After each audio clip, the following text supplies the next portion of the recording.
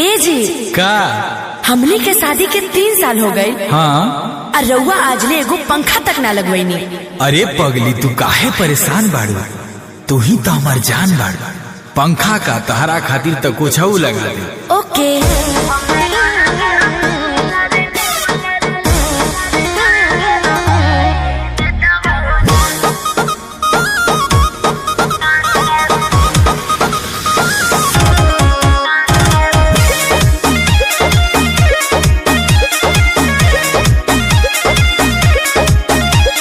हमारा से धनी वाला काहे खिसियाइलू, सुतई के बेरी तू हो मुहावा फुलाइलू।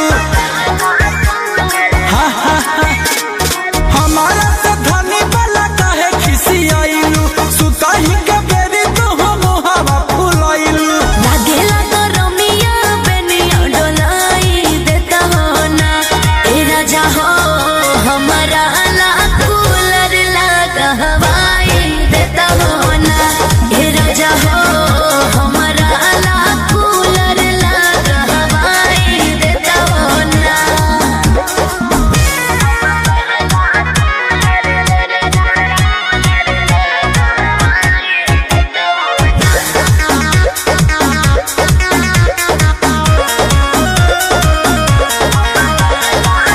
जहिया